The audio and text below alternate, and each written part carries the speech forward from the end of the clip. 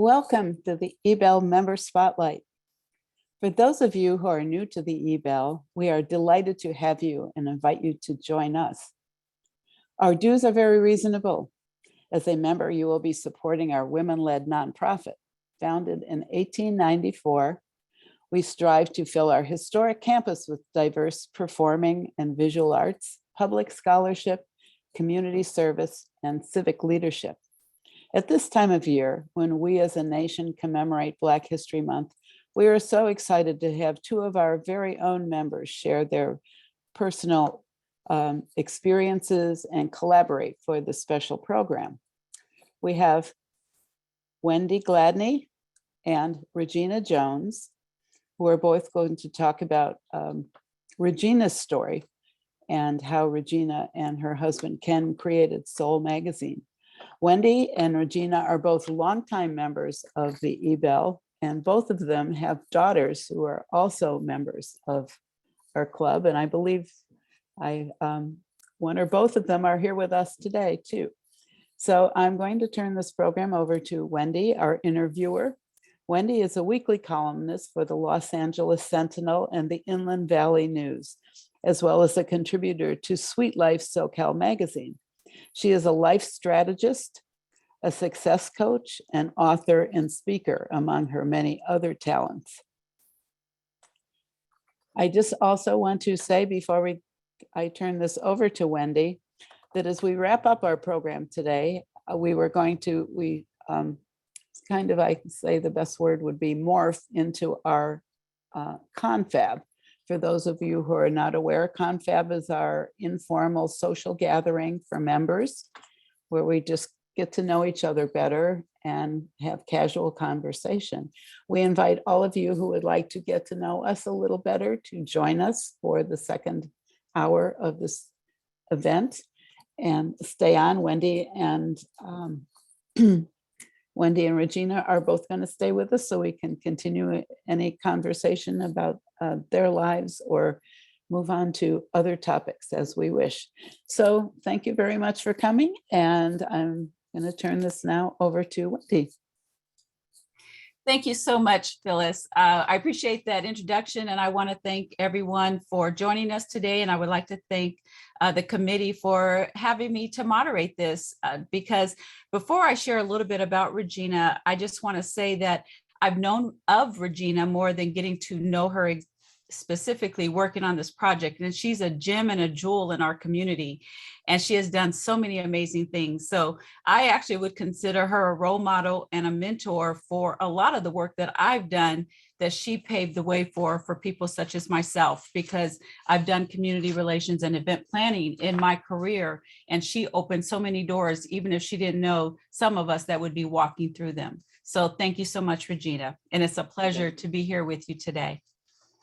Okay, well, I'm going to give the official introduction of Miss Regina, but as soon as I finish that, I have a couple of questions for you so that you can even share a little bit more with us before we go into our slide presentation. Regina Jones and her husband, Ken Jones, started Soul newspaper, the first biweekly dedicated to the coverage of Black arts and entertainment, in April of 1966. Soul is credited with helping launch the careers of many legendary recording artists, writers, and photographers, which some of those we will see today in our slide presentation. During Soul's 16 years of publication, Regina participated in all aspects of the publishing. From the beginning, she was responsible for developing national distribution, corporate relations, advertising sales, as well as overseeing finance and editorial. So, she was on top of things. She had the money covered as well as the distribution of what was going out. Regina added editor-in-chief to her publishing duties in 1972 when her husband's work as the first Black television news anchorman required him to distance himself from his Soul editorial responsibilities. Soul provided space for critical engagement with Black artistic expression, as well as social issues, and made a significant contribution to the profound cultural shifts experienced by Americans following the Watts riot in 1965. So that's right here in our own backyard. The collection of back issues, rare archival photographs, and over 100 audio cassettes of interviews is archived at the UCLA Library Special Collections, Soul Publications, Inc. Records, 1955 to 2002. Regina donated the collection to the UCLA Library in 2010 through the library's Collecting Los Angeles program. I really have a fondness for that school. That's a great school. UCLA Library considers the Soul collection a pivotal resource in its Los Angeles collections, and the collection has been expertly processed in the Center for Primary Research and Training and is available online. Soul ceased publication in 1982 due to fiscal challenges. After a brief hiatus, Regina entered the field of public relations in 1983 as vice president of Dick Griffey Productions and Solar Records. There, she developed and implemented press campaigns for all of Solar recording artists, as well as corporate and community relations. This included The Whispers, Howard Hewitt, Shalimar, Midnight Star, and Lakeside, as well as Climax. She also coordinated major events, including fundraising and publicity for the Reverend Jesse Jackson's 1984 presidential campaign, and was responsible for his appearance as the first presidential candidate to appear on Saturday Night Live. In 1986, Regina started her own independent public relations firm called Regina Jones and Associates, handling press, public relations, event planning, and crisis management for diverse clients that included, but are not limited to, the NAACP Image Awards. She did 13 of their annual shows. Geffen Records with artists such as James Ingram, the Bishop Tutu World Peace Concert, the Black Women's Forum, Coca-Cola USA, Orchid Communications, Capitol Records, and a number of actors and actresses, including Miss Cicely Tyson, producers, recording artists, and executives. Regina was known and respected for always offering a highly specialized, hands-on approach and catering her resources to the needs of each client as a result of her wealth of experience and relationships. Regina began working with her first nonprofit client called Crystal Stairs Incorporated in 1994, when then Senator Maxine Waters asked her to develop media coverage for a child care center they were opening in Nickerson Gardens, the largest housing development in California. This led her to becoming part of their staff and working to raise public awareness of the agency's child care programs and accomplishments. Regina coordinated their first major fundraiser, the Crystal Stairs Awards, in 1996, marrying her entertainment relationships with nonprofit. That's when I also got to know you so much better during that period. And before I close, I want to just say that she retired in 2006, but I don't think she's really retired. She's still doing so many things. After raising more than $7.5 million, creating an annual celebrity-driven fundraiser, annual reports, training videos, and making Crystal Stairs a household name.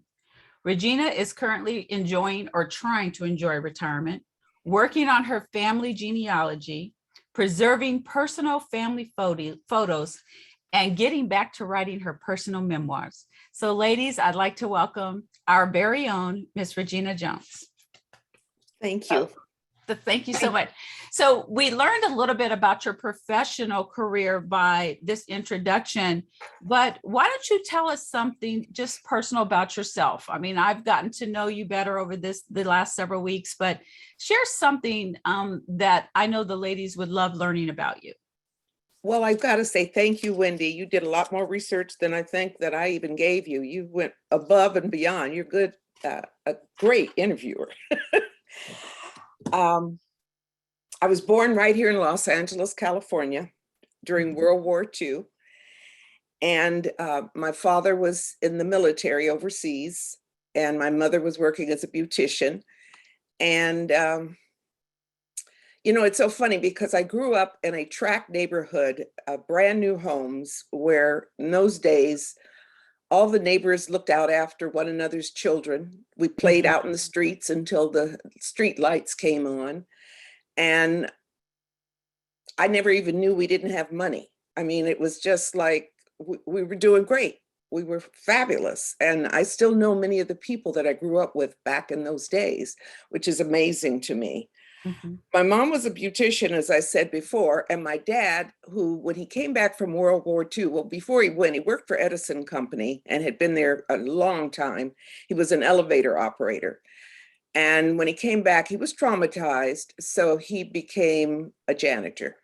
He could no longer be around people. And I, you know, as we develop and grow in our lives, we learn a lot about why we're the way we are. And I realized that I was looking forward to this fabulous man coming home. And instead, he was a damaged man. He never did anything wrong to me, but he wasn't really as present as I would have liked to have been. Mhm. I think I'm going to go fast through, though. Well, What makes my story? Huh? you have time. Okay. This is very good. Go ahead. Okay, what makes my life to me that I want to talk and I'm willing to come out and do these things now and really want to finish my memoir is I know my life is a miracle. I got married at 15. I had children at 16, 17, 18, 19, and at 22. Mhm. And the fact that I went on and did business and Ken and I were able to stay married. He was 19, I was 15 for 20 years. And he used to like to laugh about the fact that, you know, I came in not knowing anything. I had to learn as I went. And later on in life, he laughed. He says, I took over in a bloodless coup, is the way he described it. So he was the visionary and I was the implementer. And then eventually, you know, I just had to learn what I had to learn. Mhm. It was hard in those days. And you guys picture the fact that in 1966, when Soul started, I was a 22-year-old Black woman with 5 kids. And I was dealing in an industry that there were no women running things. And for a great many years, I loved using the ploy. When anyone came to me and wanted something and I needed time to think about it, I would literally lie and say, I have to check with my husband and I'll get back to you. When in truth, I didn't have to check with anyone. And it took me years to overcome that shyness and be able to just be the boss. Mhm. And even for me today, to use the word boss, I would have never used it until 3 or 4 years ago when a woman came up to me and said, and honey, what did you do? And a lady standing next to me said she was a boss. And then I realized, oh yeah, that's what I did. I just didn't know what was going on. In my early career, before that, when Wendy said I worked for the police department, even before Soul, after our 3rd child was born, we really were broke. And so I went to work and I became a radio telephone operator for the Los Angeles Police Department. And I happened to be the person sitting on the position that got the call, officer needs help. And I, you know, got the help, got everybody involved in the whole bit. And that was the beginning call for the Watts riots. And I didn't even realize also, even when I mentioned that, I still feel that knot in my belly when that officer who did not identify himself nor say where he was said he needed help, knowing that I had someone's life in my hands. And I was still working there when Soul started, and Ken asked me to take care of the books. And again, somebody commented about my financial stuff. Yes, I started taking care of the books. And I had to come home and take a leave because one of the kids was not handling our move. And we moved from out in that safe little community that we had lived when my daughter was born up into the country club, kind of mid-Wilshire district area. And I took a leave of absence to be home to try to get my kids on this school transfer thing. As a woman, we carry, when we go into the business world, we carry so much. And what I've learned over the years and that I want to share, and I know I'm going in circles because I'm nervous, and uncomfortable, and I haven't done anything like this in years. And We got you. Don't worry. And I'm okay, watching our time for our slides. So go ahead. This is really interesting because, oftentimes we don't know where people come from. We don't understand the backgrounds, the trials, the tribulations that they've had to come through in order to accomplish all of the goals that they have accomplished in life.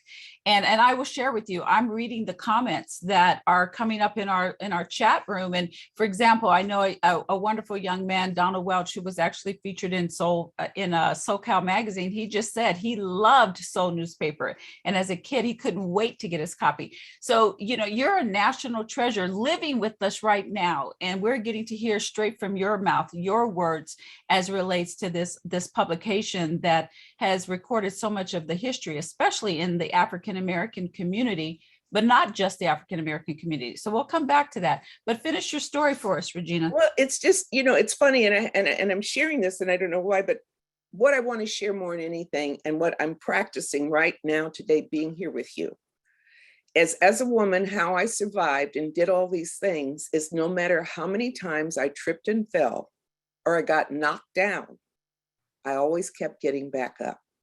And I tell everybody, just keep getting back up. Yes. And today, because I've enjoyed this COVID, unfortunately, being a bum, not going out, I couldn't even pull together the makeup to put on because it's been 2 years since I've bothered to even You go look in the door. fabulous. You look fabulous. But you know what I'm saying, ladies, Yes. more than anything. And you guys, you're hearing some stuff, so it's good. I'm just grateful to be here, and I'm a little bit rambling now, and I'm a little bit lost. And Wendy, you can go to some questions because Okay. I think I've given you enough background that you can kind of draw your conclusions Yes. and go where you want to go with them.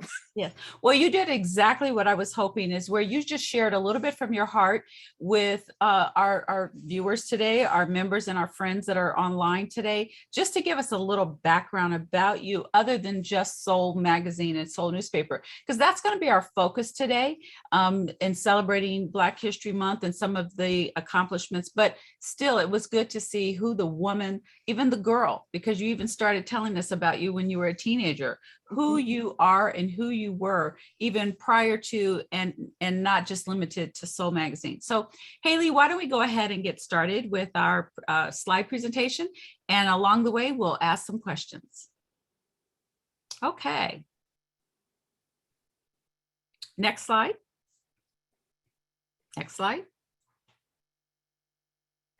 Okay, so this right here, for those of you who did not get a chance to see the cover here, which I just think is just phenomenal, and this goes all the way back to April. So Regina, is this the very first cover of Soul? That is the first issue of Soul. We were out of our minds when I look back at 1966, what that headline read.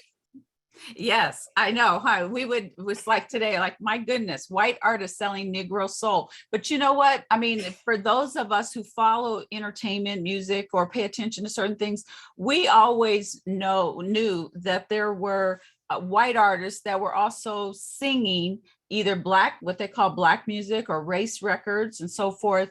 So it wasn't something that was strange. But go ahead, would you like to comment on this before we go to the next? Because I would love to know how you felt about James Brown and Mick Jagger. I mean, one of my writers reminded me recently that I didn't have, what did he tell me? He says, you didn't have structure. And he says, you remember the time you interviewed, it was not for this issue, Mick Jagger, and you couldn't put a story together, and you gave it to me and said, turn this into something. And I didn't at the moment even remember that I had interviewed Mick Jagger, because I was doing so many things that I wasn't always fully present. Mm-hmm. It would look like I was there and you'd see me, but I'd also be doing 100 other things in my head, everything from running all aspects of the business to worrying about my 5 children as they grew up. Now, James Brown, we became friends. He was a big supporter. And it was nice working with him over the years. He even had a column in Soul for a couple of years. And I think that's enough about that cover. Well, it's interesting because, as I was listening to you, like you said, your husband was the visionary, but you were the person who implemented the day-to-day activities and operations. And that was the beginning of you becoming the boss. Next slide, Hillary. So I, tell us a little bit, because I know this is how I believe you came to the eBell. yes, and that's why I wanted Judy to get it, because Judy Rydell, who's a member of the eBell, I don't know how long she's been there. She's a neighbor of mine in the neighborhood. And somehow or another, we started crossing paths, and then she invited me to a few events, and then she invited me to become a member. And I got to tell you, I even get teary now thinking about it, because all my life, nobody really other than NAACP invited me to participate in things like that. And even the eBell, I had come as a member, but even the people that invited me never said, why don't you join? And I really wasn't looking for things to join, but still there was that growing up as a teen mother, like I wasn't even invited to the Black social groups because I couldn't come out as a debutante and I couldn't do those things. So here Judy invites me to become a member and gets me going. And I will always treasure her because it brought me into learning about the eBell, learning more about the people. And I hope as I grow older and day to day, I can help with many other things that the eBell needs to continue to grow and bring more women in, and so we can empower one another. And that's what I'm concerned about, is empowering one another. That's Thank wonderful. you, Judy Rydell. Do you have a favorite memory so far since you've been a member? Love you, of the Regina. eBell? Love you, love you. I love you too, sweetie. So Regina, do you have a favorite memory at all so far as a member of the eBell? I'm just always very happy when I'm there, and I feel very loved and very special. And I love seeing all the other women. And, you know, I've made friends, and, you know, but none of us have really had time to get to know each other as well as you and I have in the last week. I know. And it's wonderful. But, you know, there's people like Audrey, who's out of town, you know, to the point she'd sent me a message. She wouldn't be on the call because she was out of town right now. Mhm. And it's just, I don't know, it's all been good. It's just, I just really enjoyed everything that I participated in. And the writers group, Helene, who's held that together. She's just been a love. We were at the Holocaust Museum, I believe it was, and somehow or another we met and had a nice conversation. And then the writers group began, and you know, I already feel the strong support from ladies as I've gotten to know all of you there. So it's been lovely. Wonderful. And another thing that you and I have in common is legacy. Both of our daughters are also members of the club. So that's something else we've learned, and that's amazing. It is. Next slide, please, Haley. Okay, so now we're going to get into some of the photos of you working in your field with some of the top artists. So what would you like to share with us about Miss Diana Ross? She was always a pleasure to work with. You know, of course, she was not Miss Diana Ross. I mean, she was, but she was the Supremes when I first met them. And she always stood out because I always could see that all of the ladies were wonderful, but Diana went miles ahead of everybody else. She worked harder, she did more, she was more involved. And this is when she was one of the Supremes. So when she stepped out on her own and people were so critical of her, I had nothing but admiration, because it's what was time to do, was her to go and build her career. And she did it. And I remember being at her home and teasing her when she was pregnant with one of the children, you know, about her. She had an Audi navel in the pregnancy. And I remember patting her stomach and just telling her, laughing and teasing her about that.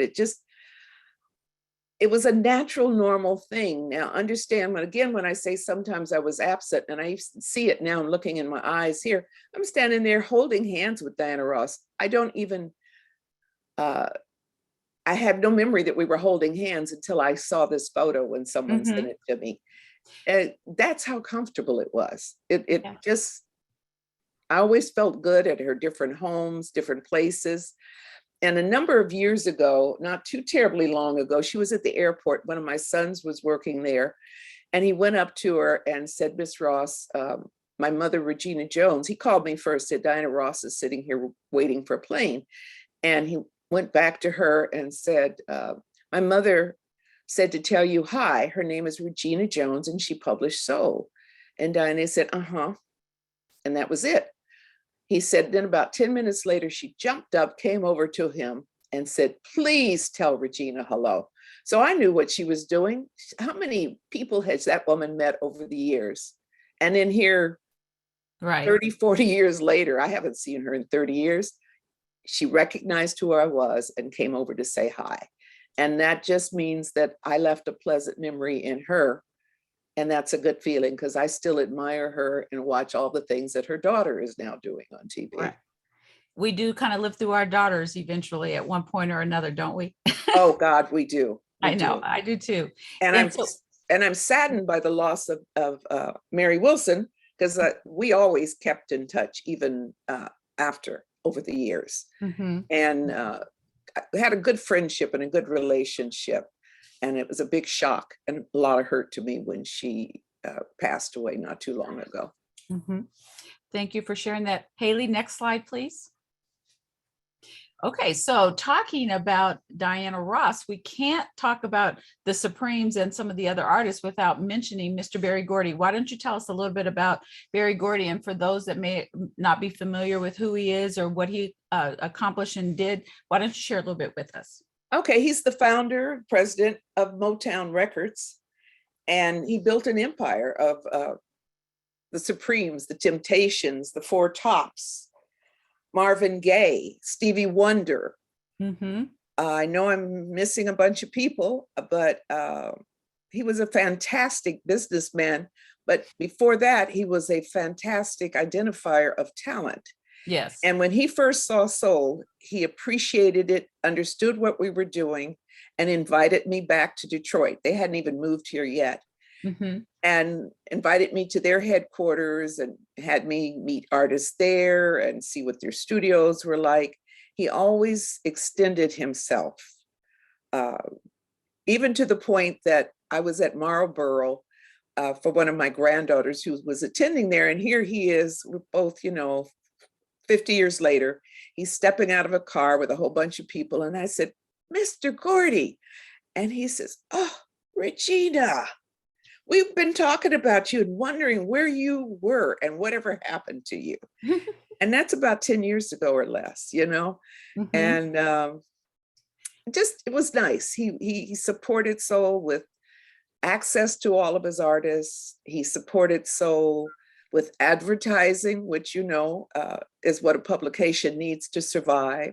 Correct. And, he invited us everywhere. We were in Japan, we were in other places. I'd send a photographer or a writer, all the events, the best seats. We had open access to Motown Records. And I got to tell you something else that they even did. There was a publicity guy there named Bob Jones for many years. And Bob was so concerned about soul doing well that he started hiring my very poorly paid writers to do bios and stuff for Motown artists. And one of them told me really recently, he was wonderful. asked to do he was said, Bob told one of the writers, you haven't turned in your invoice yet. And the writer said to him, Steve Ivory actually said to him, oh, I'll get that $150 invoice into you. And Bob said, make that 300. So that's the kind of love we got from Motown Records and from Berry Gordy and his whole stable. It's called relationships, which is a lot about what you're about. Haley, next slide, please.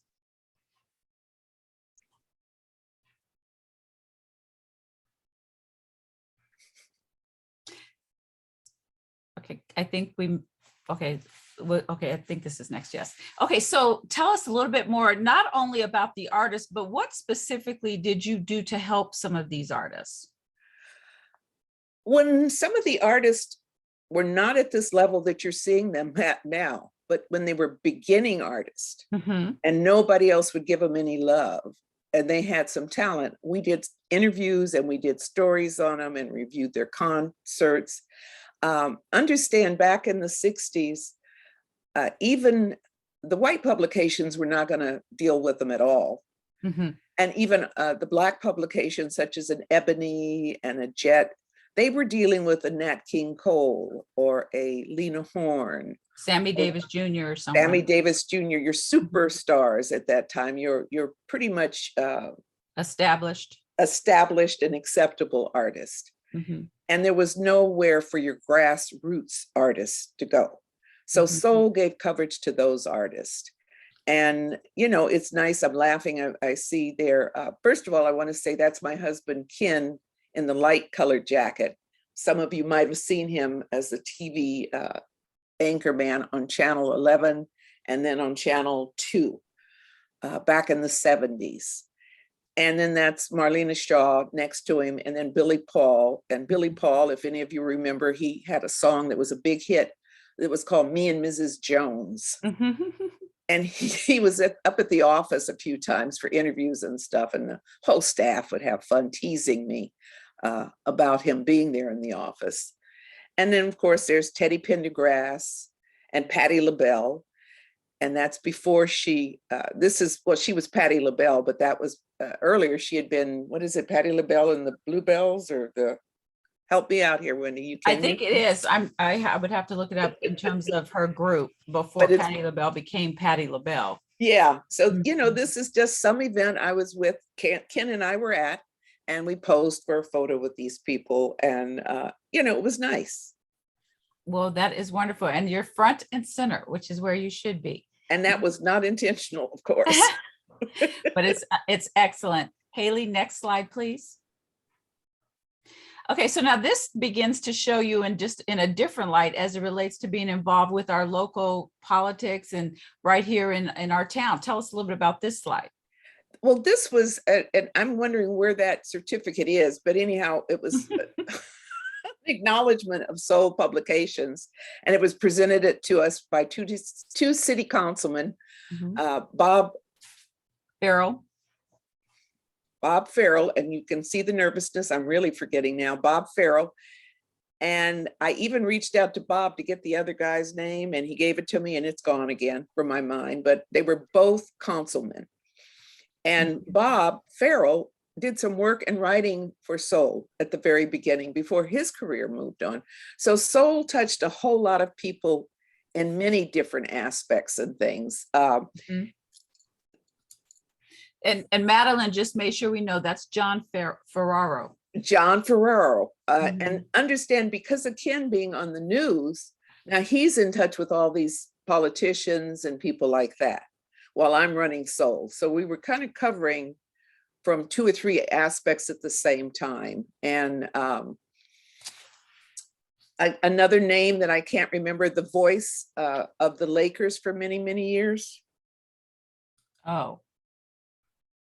And I usually call it out all the time when I talked to him years later, he thanked me for when he first came to Los Angeles and he did some writing for Soul.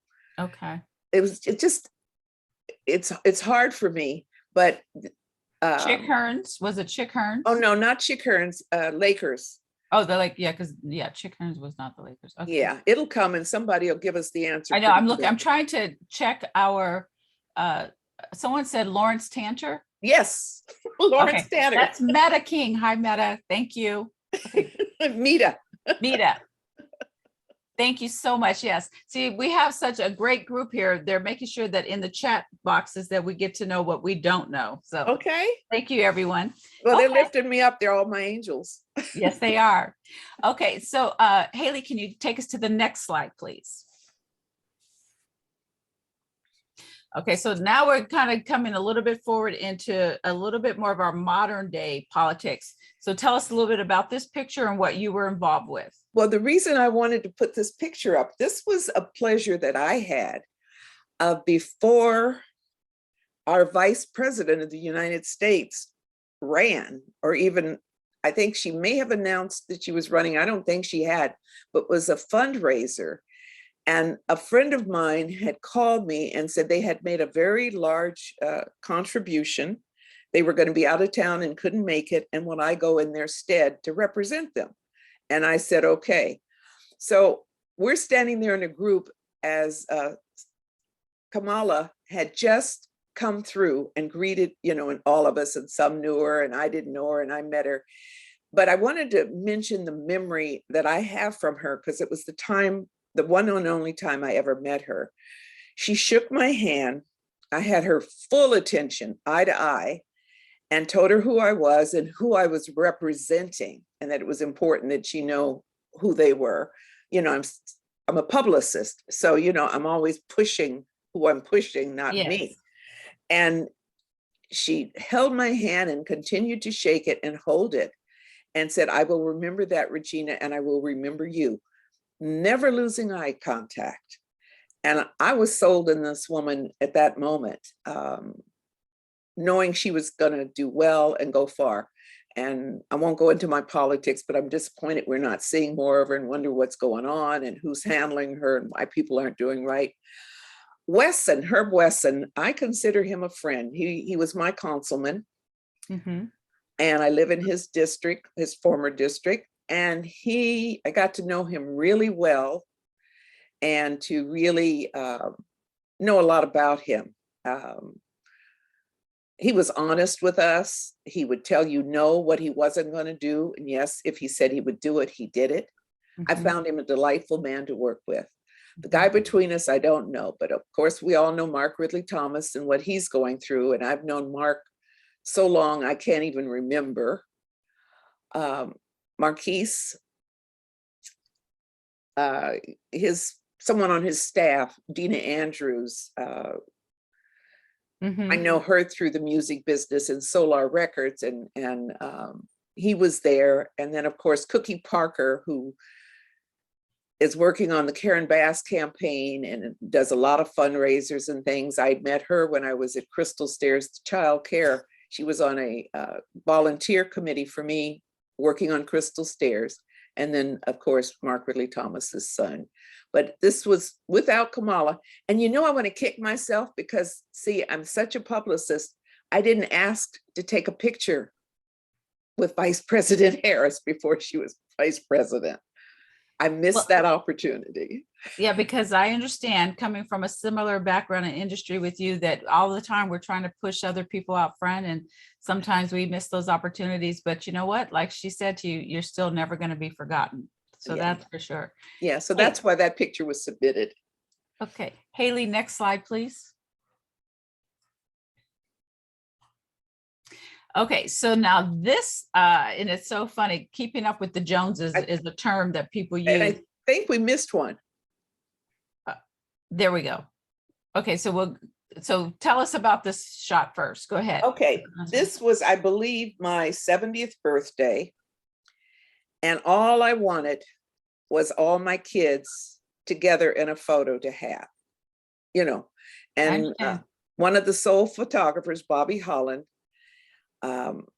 invited us to his studio and treated me like, one of his expensive clients, and did this photo shoot. And so, it dawns on my walls and I treasure it forever. And those are my 5 children. Those are those babies that I had as a teenager. And God gave me 4 boys. And then my last and final was my daughter, Karen. And then I closed the shop and figured out how not to have any more. Well, you have a beautiful family. So did any one of your children or grandchildren, tell us in terms of keeping up with the family legacy with Soul? I know Soul magazine and newspaper's not around anymore, but in terms of that field, or kind of doing something with you regarding that?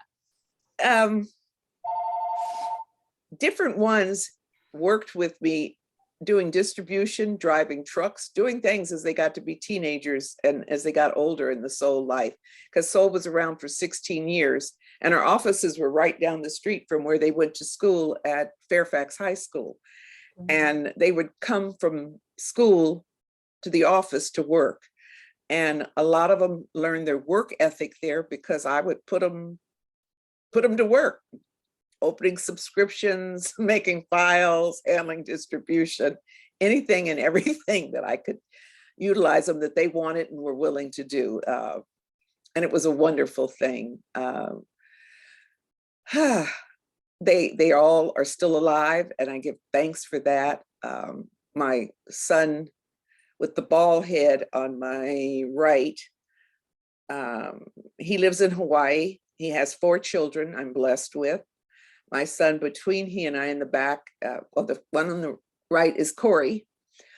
Oh, I named them all with K's. Kenneth, Kevin, Keith, Corey, and Karen. The one between us in the back is Keith, and he blessed me with 4 children. The oldest of which, Matthew, is keeping the soul legacy alive and has created an incredible website called soulpublications.co that is fabulous. I suggest if you have any more interest, look at it and you'll learn a lot more about soul there than you will from me. Kevin teaches at Chapman University here in Orange County after about 5 years at North Carolina School of the Arts. And he was in the motion picture industry. And then my son next to me, Kenny, is the oldest. He's not really doing much, but he's a bass player and a wonderful musician and has been in different bands and things. And then my daughter, Karen, has the female energy that I do multiplied by 5. Yes. And she's a HBO executive and has been there for about 20 years. Awesome. And she has 1 child, Kenny has 1 child, and Kevin has 1 child. And then Karen, what I call my son-in-love, she waited until she was older to get married and have a child. But having grown up with 4 older brothers and all their friends, she was like 39. And she found the most wonderful man, Mark, that I've ever met. And we all live together, she and Mark and I, and their son, Xander, who is a senior in high school, will be going off to college in the fall. And then Mark had 2 children he was raising that are my grandchildren. So I have 13 grandchildren and 1 great-grandchild. And to me, what this phenomenon is, and you'll see it in the next slide, is, remember, I didn't say it, but I was an only child. So now this is my village from an only child. And beautiful, absolutely beautiful. This was now the photographer, Bruce Tolleman, came over. I asked for a portrait. Another one of my soul photographers from the past came over and took this picture of my family. And this is everyone at about 6 years ago, and it was an emergency to get it done because 1 granddaughter was moving to New York, Morgan, and she's still there. And I wanted to get us all together because we were all in town at the same time, which is very, very rare. And 3 grandkids didn't make it. 1 was stuck at work. The other one was waiting to pick them up. And 1 was just missing in action. But this is most of the family at that time. And you even see the dog, Gingy, in the picture. So these are those first loves. All these are my loves. You see Mark next to Karen. Karen is looks just like me on the, again, on the, I'm backwards, but anyhow, on our lefts as we sit here with the white top, that's right. My son-in-law, Mark. So, you know, I've got 5 sons now. And in addition to all the ones that I have from working with people over the years. And I'd also like to add something that I'm blessed that I also have all my daughters in love, and even the ex-daughters in love, and even many of the ex-girlfriends are still very active participants and love me and are in my life. And I'm so grateful for all of them. That is such a blessing because, you know, it's interesting. My husband was sharing with me just recently a quote that he read about Steve Jobs right before he passed away. And he was talking, I'm summarizing, but it doesn't matter how much fame we have, how many accomplishments we have, how much money we have. At the end of the day, it's about our loved ones. It's about our family and our loved ones. And this shows that you are eternally loved and that you're, as they say, your quiver is full. And it's such a blessing. And then I believe we have one more picture. So Regina, this is how I also kind of remember some of the history of you in our community. And I think that you are a beauty. And even though you said that you weren't able to be part of a debutante, and neither was I, and all of that, You are absolutely our debutante today, and we love you. We thank you for sharing your story with us just a little bit. We know that this is just the tip of the iceberg. And as Donald was saying in the chat box, that we can't wait to actually read your memoir and to be able to learn more about you and to learn more about all of the accomplishments, that you have made. So as we begin to close down this portion and then open it up for Q&A, do you have some closing comments or remarks that you would like to leave us with? I just want to go back to what I said before. Everybody, anybody that's listening to me, please learn and take this to heart. Don't stay down if you trip and fall. On your way down, start figuring out ways you're going to pull yourself back up. And it's the keep getting back up that is the success, because I have been down many times. And I'd like to add a few things that I've been blessed all my life. And it took me years to understand that it wasn't my hard work, but that there's a higher power that I call God that has taken care of me, because soul was not on my radar to learn how to do that when I left soul. And I had, in a matter of 2 years, the marriage had ended, the newspaper had ended, and my mother died. And I was quite down. A man named Dick Griffey with Solar Records reached out to me and asked me to become his vice president of publicity. And I said, Dick, I don't know how to do publicity. And he says, well, I'm willing to pay you for 6 months to prove that you do. So thus became my publicity career. And then when I started my own firm, and I think before that, there was another man named Willis Edwards, who was a friend and was really reaching out to me when I was down and out. And I had met him when I belonged to and was active at the NAACP. So he wanted me to handle publicity for the NAACP Image Awards. And that's how I began handling that show. And we were at the Wiltern Theater right there at Western and Wilshire Boulevard. Mm-hmm. And they were doing publicity in the theater itself, and it wasn't big enough to do it. So we did it the first year there. And then I convinced them to give me more space. And we rented out a restaurant right there adjacent to it and set up publicity. But I didn't know how to set up that kind of publicity display of camera people and all those people. I'd never done that kind of publicity before. And Willis said, oh, I'll take care of that. Somebody's going to come. And one day when we were setting up, this man came out of nowhere and said, you're Regina Jones. Willis Edwards sent me. And he says, I work for the White House in publicity, and I'm going to tell you and show you what to do. And he did. And then he vanished. It's great to have friends. Willis and I were also good friends. I actually was with him all the way up until when he passed away. Okay. So he was an amazing treasure for our community. And a lot of people didn't even know that at one time he was a personal assistant to Miss Rosa Parks. Well, that's how I met Rosa Parks, which that was another slide that didn't come up, was through Willis Edwards. And then even there, Sandra Evers Manley was another person who is wonderful in the community. Who's on this? She's watching. She's watching. Wow. Thank you, Sandra, because she doesn't have time either. Anybody, most of you, thank you, all of you. So, they took good care of me and taught me and supported me through the NAACP Image Awards and 13 years, okay? And then when I was doing PR and I was okay, I was happy, but it was coming time. I was worn out with that big TV show, because it was the last one I remember was Michael Jackson. And I had press, news magazine cameras hiding in the bushes that were not part of the invited press. Mm-hmm. And I remember it was a nightmare.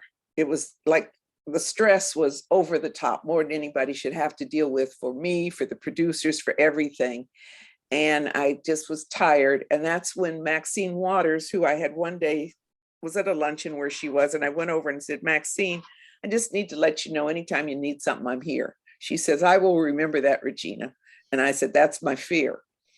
Next thing is, next thing I get a call from her that she wants me to do the publicity, as you mentioned, for Crystal Stairs. Mm-hmm. And I did that for them out in Nickerson Gardens. And I remember the fury I felt when I learned there that so many press didn't show up when I invited them. And I got angry and I told him, I said, next time I'll say there's gunshots and you guys will all be here. Because here's something good in the community and you're not out covering it, because it wasn't as much community outreach in the Black community 20 some years ago as it is now. Right. And Crystal Stairs, Karen Hill Scott, and Alice Duff asked me to please become staff. And I had only worked for someone at LAPD for 3 years, at Dick Griffey's for 3 years. Other than that, I'd always been self-employed. And I said, yes, I will. And I went in to do publicity and I ended up, they just, whatever they saw I could do, they utilized. And I ended up their development manager and doing their events and everything you said there. So again, they did the same thing to me that Dick Griffey had done, that Ken Jones had done, is just present stuff in front of me. And I do like jigsaw puzzles. So I think what I did is I put the jigsaw puzzles together and I never knew that's what I was doing till this moment. I like putting the pieces together and seeing them fit and come out well. And I've had an incredible career and I still have, and I don't want you guys to think I'm totally crazy, but I am. I want to finish the memoir, but I also want to do a soul documentary. And at 79 years of age, to say that I want to do a documentary, and it means I want to do it fast because I don't have 10 years to drag around doing it.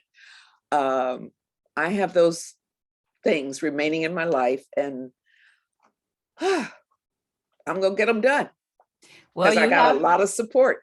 Other than you have a lot of people that want to see you successful that will be willing to help. So I just want to thank you. It's been such a pleasure to just spend this time with you. And just so you know, Haley, you can go back to the two screens now, the two side by side now. And I have really, really enjoyed spending this time getting to know you better. And as so many people have said in the comment boxes, you are our shero and you're our queen. And you have done so many things to help people. And you're so humble to be in the position that you are and have been for so many years. So we just want to thank you for sharing your story.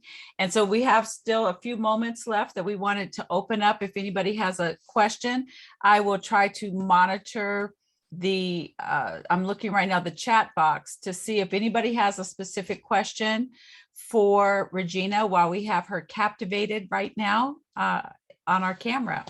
I'm looking and people are making comments more so than they have a question. And if you want to do the hand raising thing, I'll try to see because I can't see everybody. We have right now 53 people on. Okay, so I do see right here, Amy is asking, can you tell us about the records behind you on the wall above your television? Right. Can you tell us something about that? The 2 platinums on the bottom are Midnight Star that were presented to me for the work I did with them. The one above, A&M Records, the brothers, I don't remember, Johnson Brothers, was presented. There's also, let's see if I can get it. No, you can't see it. Anyhow, there's another one, Janet Jackson. When she first did Control, that's the Control album that was presented to me. Well, that's definitely memorable. We'll have to. You know, this is something, you know, this is just who I am, and I have to be really honest. A lot of gold albums and all that were in the Soul Office vanished. Understandably, okay. And I was broken at the end, so I wasn't trying to take home stuff when we went out of business. And but I still miss my Stevie Wonder keys. What is keys? Keys of Life. Yes, the Keys of Life. The Keys of Life. You know, and the relationship I've always had with Stevie, there's just so many memories. There's no way to do it here. And that is why I kind of want to write about it, because there's so many aspects of these people beyond being in front of the camera. And my hat's off to anybody who I've pushed around as a publicist and made them go out front, because it's hard work. I don't know how they do it day in and day out, back to back. It must change their personalities, because it's not the easiest thing. And I'm laughing at your comfort because you've been doing a lot of it a little bit. And it's just never been where I'm happiest, but I'm willing to do what I got to do to get what I've got to do done. Well, that's good. We have two more questions we're going to try to cover. We've got 4 minutes left. So the two questions is, first one is Sandra wants to know, what is your most memorable soul moment?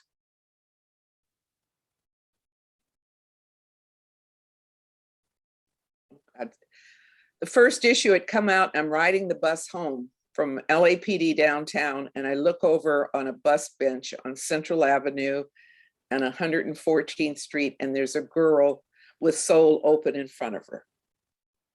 And I knew then we had a winner. And Beautiful. that's the most memorable one. And another thing I'd like to quickly add is the time Stevie just showed up at the office, and everybody went upside down, and he came in and he wanted me to hear his new record. And I didn't have a record player in my office. It was over in the editorial room. So he told someone, you get her a record player, get her the top of the line. And he got me a Bang & Olufsen. And I just remember I was so nervous. I forgot he was blind, and he almost bumped his head into the hanging ferns, but to have somebody like Stevie just show up at your office, that is hear his music. Yes. That was an honor to soul. Okay. Beautiful. And then Phyllis wanted to know, can you tell us just a little bit more about Crystal Stairs? And then our last question will be from Donald, where he wants to know what soul artist had the most covers? James Brown. I'm sorry, I could go to that one quick. And what was the first one before that? Phyllis wants to know, can you just tell us just a little bit more about Crystal Stairs? Crystal Stairs, it was the largest child care development agency on the West Coast. And they were huge. When I went there, they were administrating 40 million. When I left, 180 million. Not because of me, but because of childcare and the different government funding that became available. Karen and Alice, and I was instrumental in getting everybody to hire Holly Mitchell, because we interviewed people and I saw all of her strength in that interview. And I knew the other people were nice and childcare friendly, but Holly would be able to handle emergencies and pressures in the future. I picked that up so quick, and she was hired, and she became the head of Crystal Stairs and worked there for a number of years before she went on to her political career, is what she came out of in the first place. Crystal Stairs provided childcare to people who needed it. They paid for the childcare, and we worked with the childcare providers in their homes that took kids in to take care of them. And we contributed a service, Crystal Stairs still does, to working people who have not enough money to pay for childcare, so they can go to work and know their kids are in safe places to be taken care of. Fabulous people. Yeah. They're located over on Slauson and Los Angeles, I believe, their office. They're still there. I was there. I used to work with them too, with Holly when she was there. I worked with 4 of their different locations before it came down to just the one, but fabulous people. Okay. Yeah. So, I've been privileged to work with people like so many of them. I could go on and on and on. And I can't talk and think and read these messages, but when I see some, I just get teary-eyed and stuff, and I'm even looking at a cousin in New York right now and smiling. It's fabulous. And thank you guys for inviting me to do this. This was really good for me, and it's inspiring me to get my butt busy working on this memoir. Well, we're glad, because we can't wait to read it. So thank you again, Regina, for joining us today, sharing your story with us, for us to learn a little bit more about Soul newspaper. I call it magazine, but Soul newspaper, as well as just learning a little bit more about you and your family. So thank you for sharing that with us. And if there are no more questions, we will turn it back over to Phyllis. Regina, I'm gobsmacked. This was just so special. I don't have the right word to say, sharing us intimate details of your life, as well as your wonderful career story. And Wendy, thank you. This was an excellent format, I think, that we worked out, and you're a great interviewer. So I think we will all move on to confab now, and we welcome everyone to stay. And if we have a lot of people staying with us, we will break into chat rooms so we can have more intimate conversations. When we do the chat room portion, we usually stay in a chat room for a few minutes, and then we mix it up and move to another chat room so we can talk with different people. Wendy, I hope you and Regina will go into different chat rooms so we can kind of keep this conversation going. Other Okay. people might. Regina, I would like to meet your little dogs who have been so polite during this whole thing as they walk in and out. They're just so adorable. Their little door. Somebody must have come home and let them out because they broke the Oh. door open. I had them out. They broke the door open and joined us. Oh, And they so wanted their. somebody's here and it's just let them out, obviously. Otherwise, they'd be right here. They love to be metal. They're like their little 15 minutes of fame. They love it. They're the sweethearts. Well, that was really fun, and Thank you, it Phyllis, was, and Meredith and Haley. yes, the slides were great. The pictures were wow. And I think I need to say thank you to Madeline, because I believe Madeline was the one who recommended that I do this with Regina. She did. She So did. thank you, Madeline. Oh God, and thank you to Donna. Yes, and Donna recommended Regina to me, and Donna did. Madeline, and I put it together, and it worked well. Yeah. Yes, you did, Phyllis. Thank you. And my friend Amy, who's a member, she's my Yes. neighbor too. Come here, girls. Come here. Come here. Boots, come. And thank you to Judy for bringing Regina into the club. Come here. So now we can all just like unmute yourselves and just chime in and whatever you want to talk about, whether it's soul, newspaper, or anything else. Hey, Regina, it's Monica. Just wanted to tell you that we love you. I love you too, Monica. Thank you so much. I was so delighted when I saw you were on. Well, all of the OB angels are here with you, and we Thank were you. lifting you up because you. you did a fantastic job. And I need the support and I appreciate my angels. Thank you. Always, always. Love you Thank guys. you. Love you. Hi, Regina. This is Sandy. Hi, And- Sandy. Hi. Yeah. You know what's so funny is that I've known you for so long and just found out all this information about you. You know, our families have been close, and this is amazing. I can't wait till you get your memoirs out. I'm going to go to work on it.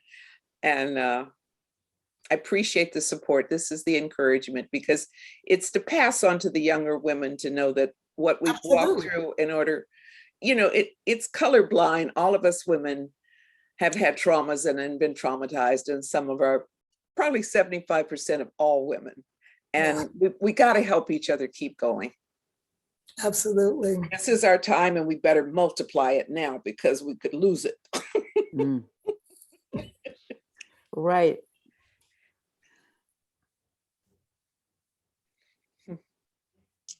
Phyllis, I'm ready to break you all out into smaller groups if you want. I think that's a good idea. We have 26 of us here. Yep. So you'll get a little notice to join the chat room. So